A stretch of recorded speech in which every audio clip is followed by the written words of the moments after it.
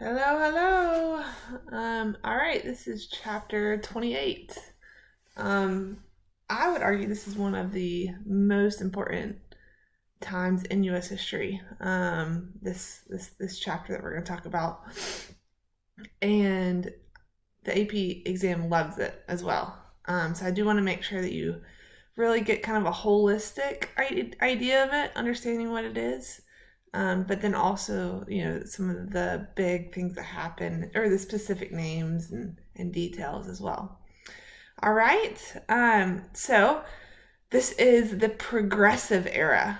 And you might have heard that word get tossed around even today, like, oh, they're such a progressive, um, and it can be used as a derogatory term or also as a just kind of like more of a descriptive idea in politics today. So what is it? And this is really where Roosevelt steps into the domestic stage. We've already talked about the international stage that he stepped onto, but this is him more as a domestic leader. Okay, so before I kind of totally get into exactly this progressive era, we have to kind of rewind into what was our last reform movement. And do you remember, like, what were the big changes that they were trying to accomplish in society? Do you remember when that was? So it was around like the 1840s, and we had to do it. We had you guys do an activity, like the DBQ activity, where you looked at different documents about all the different reforms. So you had temperance, remember? You had insane asylums. You had prisons. You had abolition, women's rights, and so schools, and getting like public schools. So that was one of the big reform movements to change things, and so that was the kind of the predecessor here. But then the progressive era really gets going, and really what it's about is it's twofold, and we'll get into this more, but it's really going after like some of the big corporations, and then the second part is looking out for the people more. um so yeah, that's the two. But one of the biggest things is using government to do both of those things. Remember, before, government kind of stayed out of this, right? They stayed out of monopolies, they stayed out of trust. We talked about the what antitrust act, the Sherman Antitrust Act, right? But how it didn't really have a lot of power originally. It really hurt unions, which is the opposite of what it was supposed to do.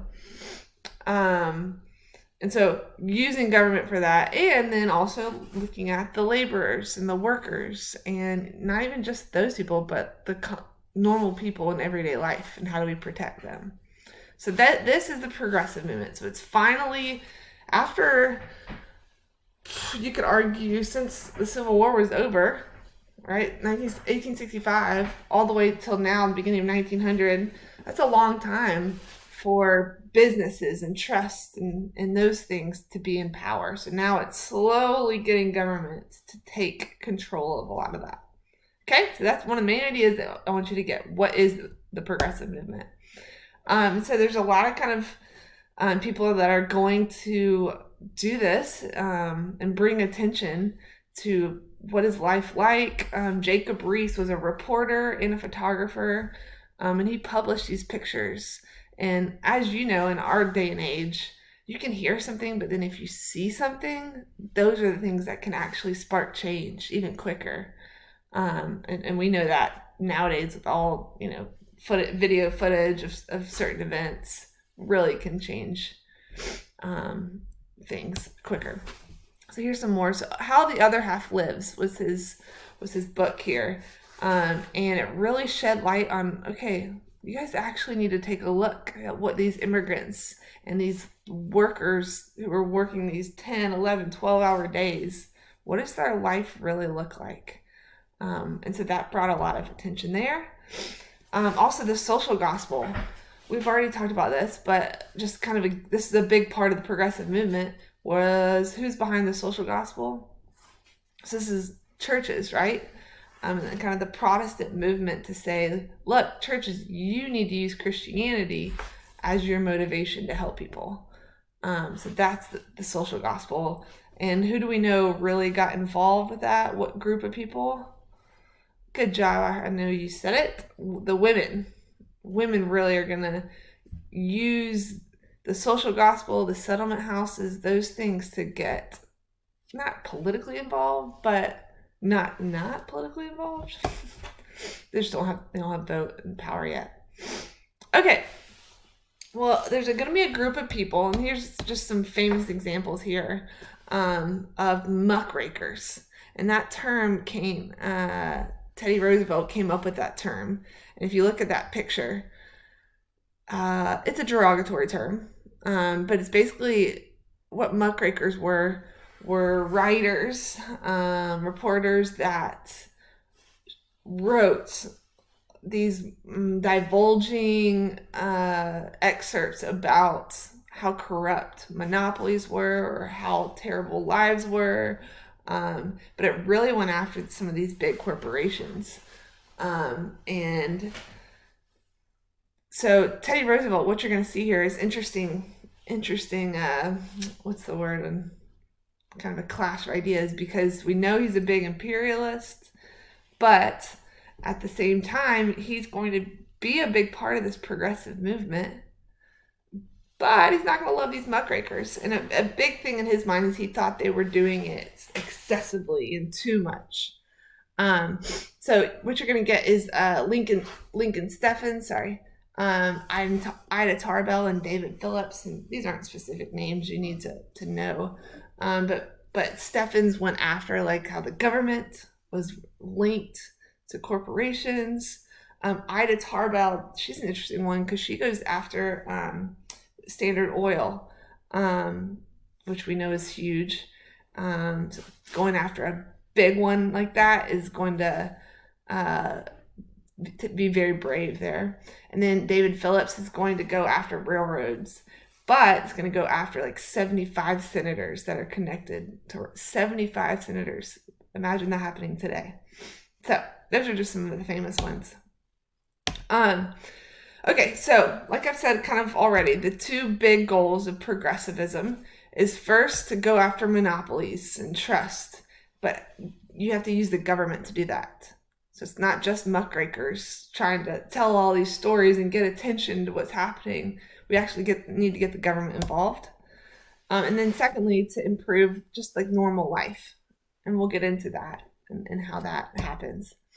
Okay, so we remember, obviously, this is one of the famous cartoons about all these trusts and the power they have over the Senate.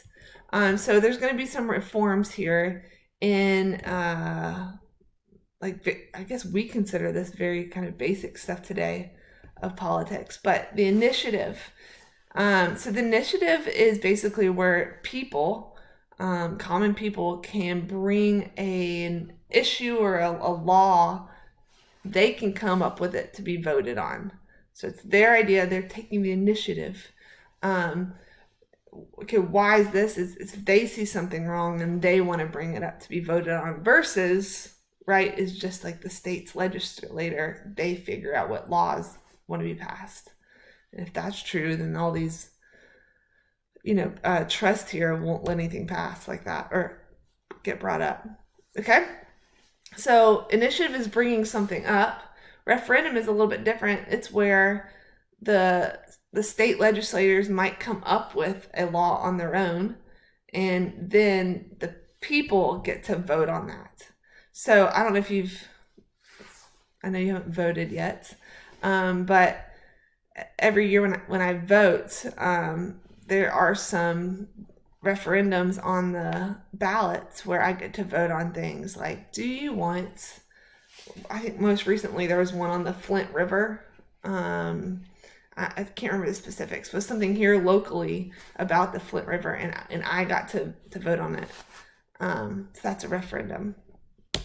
Okay, and lastly, a recall is basically getting rid of corrupt officials. If you don't think that an official is doing his job, it's the ability to vote them out. So that's our recall. And then the Australian ballot, which all of you know, but you just don't know this term. It's a ballot in secrecy. So you get to vote for your candidate in secret. So when you go to a voting poll these days, I've been in two different types. One I went into, my first ever one is one of those like they had sheets and you pulled back the sheet and you went in and you voted. Most recently here though, it's like a little thing like this high, and so I mean if I really wanted to, that's illegal, but I could not do that. So and the reason the big impact that's gonna have is before you had people watching who you voted for. You had like your political bosses and your political machines, right? Making sure you're voting for the right person. So this is another step kind of towards democracy. Okay? And one of the last things here, there's your Australian ballot. There's secrecy there. Is the 17th Amendment. So this, still today, okay, gives the people the right to vote directly for our senators. So like in an election now, right, the recent runoff, we vote exactly for who I want to. Yes, there's electors, but that's not necessarily talking about that. What happened before was the state, like the legislator, they decided who should go up to the U.S. Senate. And that could be run, by bosses or money or whatever. So, all right. So big changes in kind of the daily politics for people. Well, now women, getting a step closer, still not there. But women are going to be a huge, huge part of this progressive movement, like I said, because they feel like this is their time to be involved in politics, even though they don't have the votes. So Florence Kelley was in charge of factory reform. What do we know about factories and why they need a reform? Terrible conditions, unhealthy, long hours, child labor. Well, in Mueller versus Oregon, this is an interesting conclusion here to this Supreme Court case. It said that women got to be treated differently. Okay, so employers had to treat women differently, with like less hours, because their bodies were weaker. So back then, this is a win. Women need help take care of families, blah, blah, blah. Nowadays, we look at that and we see the bias in that, obviously. So it's kind of a funny thing here. So there were some like Supreme Court case things that helped move the progressive movement forward. However, Lochner versus New York actually didn't. It took away the requirement to have 10-hour work days. So that just shows you, like, yes, there was movement forward, but Lochner versus New York is a step backwards, actually. So it wasn't just a linear progression towards, yay, monopolies don't have any power. Okay, women were also involved in anti-liquor and temperance movement, and so now we're getting a little bit closer to prohibition. And women, again, were in charge of that. What's interesting, they did get a lot of dry laws. So a lot of counties that you cannot sell alcohol of any type. What's interesting is some of these counties still are around. A county now where my mom lives in North Carolina, there is completely dry as well. Okay, I want to get my face out of there so you can see this. Triangle Shirtwaist Company. This was kind of a big building where mostly immigrants were working here to make fabrics and shirts. And you can see what happened here is basically the building was not up to code, like the elevator didn't work, the women were locked into this factory, and it caught on fire. Oh my goodness, okay, stop. stop that. I was gonna say I gotta look up. I think it's like 146 women died from this. 146 women died because they were locked in. The elevator didn't work. So they just did not have enough time. You had people jumping out of the windows. Just a horrific time in American history that really got people on board for just like working conditions. Yeah. So this is going to help hours, working conditions, and workers' comp. I'll come back to that in 1 second. So here's some more pictures on the left there, people that jumped. And then on the right are people identifying these bodies. Pretty awful, pretty crazy.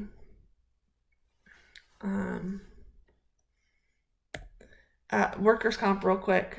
We've talked about this before, but if you got injured on the job, your job would basically say, peace, I'm going to go find somebody else. Where nowadays, if you get injured on the job is liable, depending on things as well. So, all right. So Roosevelt is going to really step into the front here and taking control of this progressive movement.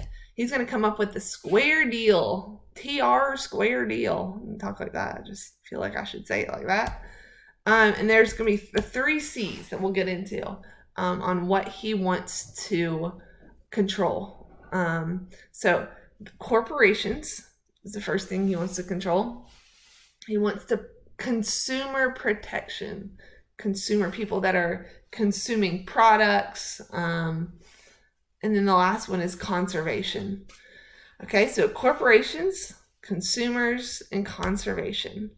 Okay, well, there is going to be a big coal strike in Pennsylvania. And in the past, we've heard this before about a lot of strikes. We've talked about a lot of railroad strikes. What ends up happening? The government gets involved, and who they support? They support the businesses, right? Well, this is going to be your first big change. The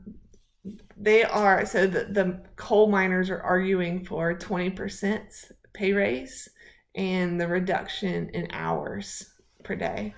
Well, what ends up happening is that they go on strike, and the company's going to wait them out. Like, they got to come back for a job.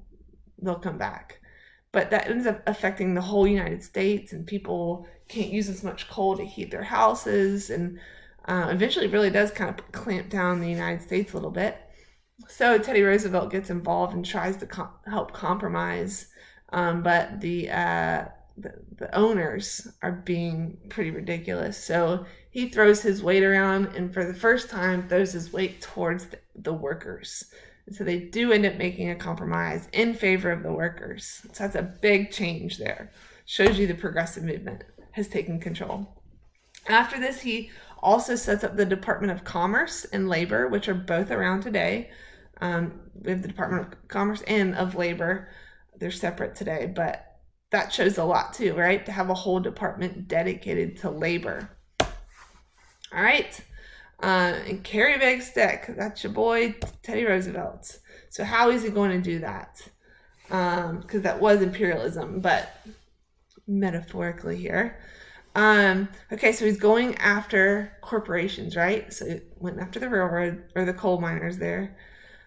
And now he's the Interstate Commerce Act. So who's he going after here? Railroads, right? Because those are arguably the largest monopoly in America at this time. So one of the first things he does is the Elkins Act. Actually, rewind. Interstate Commerce Act, we talked about in 1887, right? It's supposed to regulate interstate, but it didn't do a lot. So here he comes in and gives it more teeth. Passes the Elkins Act, and that basically says that a railroad can't give rebates to different people who want to ship. And so what they were doing is they were offering better prices, better rebates to people that were helping them get rich, right? And then having higher prices for people who were minions. So here, the Elkins Act gets rid of rebates. and kind of just makes it a little bit more equal playing field. Okay, well, slowly he's going to become known as a trust buster. But it's kind of important to note that he does bust some trust. However, he still believes that trust can be useful and are important. And so he wants to regulate them. And I think that's just going to be a huge point, is he's not going to just be like, haha, you're gone. It's more like, okay, how can I regulate you to make you useful and healthy? Versus later we're going to get to Taft, and he really just does get rid of them. So what he does, though, is he goes after a couple big wigs, and hopefully after seeing a couple big trust, then it kind of trickles down and other people just follow suit. So Northern Securities Company is going to be a railroad company up with JP Morgan. JP Morgan, that's a big one to go after, right? So he goes after them and ends up winning that through the Supreme Court, and eventually does about 40 different kind of big lawsuits, antitrust lawsuits. All right. So yeah, I wrote on there, tame, not bust. This is not working over here for me. Okay. So that's your first C. Then it's consumer protection. I still think about this a lot today, but consumer can be anything, right, that we consume, not just food, but it did start here with food. Basically, American food got a bad rep because there was botulism in some of our meat. And then Upton Sinclair, one of the most famous kind of progressive writers, wrote a book called The Jungle. I remember reading this in high school. And I want to read it again because I was really bored in high school with it. But now that I'm not 16, I'm interested if I would like it. So let me show you. He basically wrote a book on the processing of meat. Check out that beautiful picture right there. Let me read you an excerpt here. The meat would be shoveled into carts, and the man who did the shoveling would not trouble to lift out a rat, even when he saw one. There were things that went into the sausage in comparison with which a poisoned rat was a tidbit. There was no place for the men to wash their hands before they ate their dinner, and so they made a practice of washing them in the water that was to be labeled into the sausage. There were the butt ends of smoked meat, and the scraps of corned beef, and all the odds and ends of the waste of the plants that would be dumped into old barrels in the cellar and left there. Under the system of rigid economy which the packers enforced, there were some jobs that it only paid to do once in a long time, and among these was the cleaning out of the waste barrels. Ugh, gross. Every spring they did it, and in the barrels would be dirt and rust and old nails and stale water, and cartload after cartload of it would be taken up and dumped into the hoppers with fresh meat and sent out to the public's breakfast. Ooh, gross. So that got published. A whole book of this got published. So what do you think what happened? People went vegan. No, but seriously, probably. This is going to kind of send a huge red flag into the meat industry and really into a lot of consumer industry here. So the Meat Inspection Act gets passed, and basically what it does is it makes that any packaged meat that goes over interstate lines has a federal commission to look over all that processing and packaging. Which, thank goodness, right? I even think about today, I don't know if you've seen the movie, is it Food Inc? Shows you chicken houses. Oof, it's rough. So I'm very, very thankful for this, and I truly hope that it does, hold those places accountable. So what also got passed along same time was the Pure Food and Drug Act.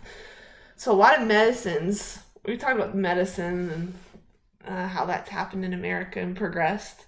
Well, a lot of medicines at this point have Who knows what in them? I mean, they've had stuff like tar in them in the past. A lot of medicine had alcohol. Like, oh, that'll make you feel better, right? Yeah, you're better now. So this got passed, the Pure Food and Drug Act, to look into medicine specifically, and eventually we have what around today, the FDA, right? And I think about even things like makeup, right? And what makeup has to pass the FDA, and I think we have a long way to go, but all right. So that's consumers. So we had corporations, consumers, and this is the third one. Conservation, preserving the earth. This is something that is important to me. But as we know, with the closing of the frontier, right, we talked about this a little bit already, of just how so much greed and graft took away a lot of land pretty quickly. And so they're starting to realize, okay, we got to do something with this land or it's all literally gone. So a couple things get passed. The Forest Reserve Act is going to specifically put different areas and make them national forests. But Roosevelt was a big conservationist. He really did love nature. So this was some people argue his most important contribution, but positive contribution. So I'm gonna go to something else. There we go. I'm gonna go to the bottom and I can come back to that. Conservation versus preservation. Okay, I want you to understand the difference because that's still an argument today. Conservation versus preservation. That's wrong. This guy is a preservationist. Sorry. Okay. Yeah. Cool. Okay. So what's going to happen is with all this land that they're trying to protect, comes the big question of should that area, this preservation, be like people should not be allowed to use it. Let's preserve it in its natural habitat. Let's let animals thrive the way they should, and we're going to preserve that area. Versus conservation is saying, yes, we care about land, but it's also important to us, and we want to use it responsibly. And so what would that look like? Maybe having like national parks that people can go to, or maybe it's like logging. And I know logging doesn't sound very conservationist, but the proper logging today, actually on the Marchman farm here where I live, I know that sounds cultish, but Mr. Marchman has family members on this big farm here. And every, 20 years, they come and have a section of it logged. What they do is they log it, but then immediately after they plant all these trees there.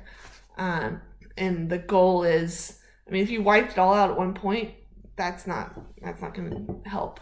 But to like do different parts and eventually, and it comes back, that's conservation. I know that sounded like I'm one way or the other, but in other ways, I've heard them really, really argue for preservation, like the Flint River. Anybody know much about the Flint River? Kind of a more local river that is, I think, like the longest untouched natural river in the South. I don't know. I think it's larger than that, but anyway, conservation versus preservation. So all this movement, though, brought out things like the Boy Scouts, the Sierra Club, if you've heard that, all like focused on enjoying the outdoors. Okay. This did get into the press when it came to the Hetch Hetchy Valley. So the Hetch Hetchy Valley was basically this picture right here. It's kind of like beautiful area. I think I'm losing what state it is. I think it's Wyoming. Hold on, let me get some water. Sorry, it's late at night. My voice is gone, so I need some water. Hetch Hetchy's in California. I Googled it in my pause. Okay, so it's a beautiful area, and then they decided to dam it up. So that's a conservation idea there, right? Dam it up, and then that's the back picture. Now it can be used for power and irrigation. But that's the big argument there is preservation would be what it used to look like, and conservation is the back picture and what it does look like. And still an argument around today. Okay, so Teddy Roosevelt goes into his second term, and he's easily elected. And he says early on that he's not going to get a third term. So just as a reminder, his first term he was not elected. Remember, McKinley was assassinated. So here, but he did have most of the first term.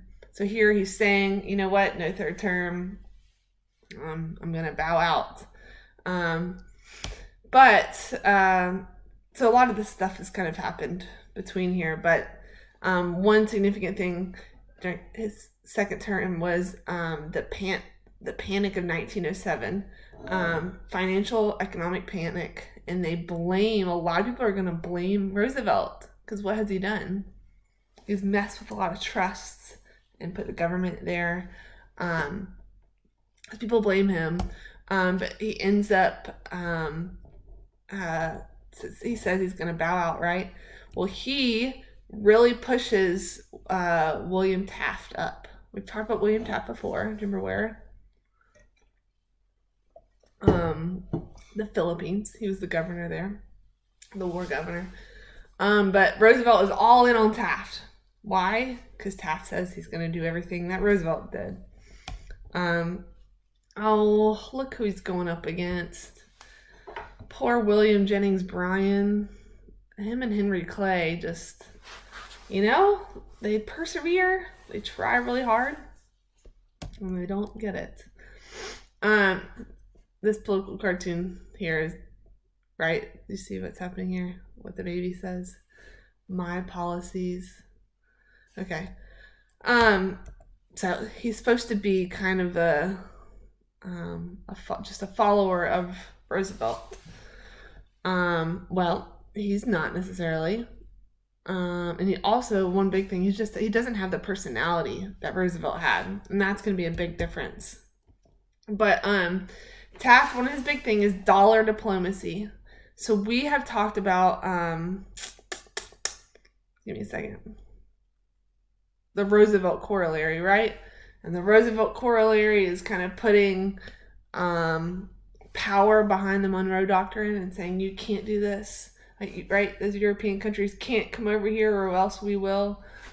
Well, Taft, this is more the economic side of that, saying, okay, what we're going to do is we're going to put United States money, and private investors too, our money where it would be politically helpful for us in kind of especially this Latin America, Western Hemisphere. So if we put our money in places, like strategic places that we want to have power in, where should we do it? And it's going to be like, I'll put on here, Honduras, Nicaragua, Dominican Republic, Cuba. And we're actually going to even send some like Marines to back up some of these financial investments there. AKA, we want to have political kind of control there as well. Manchuria is another one. Manchuria is, we talked about this a little bit. It's in China, and the Russians are trying to get it. The Japanese also have control there. And so we're going to try and put our money in the railroads. It doesn't work well for this. But a lot of people criticize Taft for this. And as you can kind of see here in this picture, Taft is, obviously it's a negative picture of Taft if he doesn't really know what he's doing, right? I'm trying to look at these cats thing, and I can't really see it. What does that one say? Nope. Okay. Well, unlike Roosevelt, Taft is really going to be a trust buster. He's going to finally use the Sherman Antitrust Act to bust up Standard Oil. That is a huge one. Okay, he's actually also going to go over the U.S. Steel Company, which J.P. Morgan asked permission to do from Roosevelt. So Roosevelt is not going to be super happy here. And then, this is an interesting one. What you're going to see is the Republican Party is slowly going to split. I didn't say this.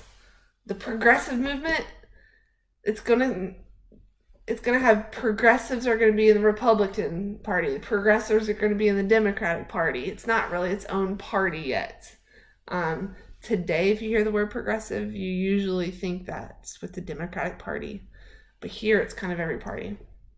Okay, well, the Payne-Aldrich bill is a tariff that he said he was going to bring down tariffs, which doesn't sound very Republican, but it's progressive.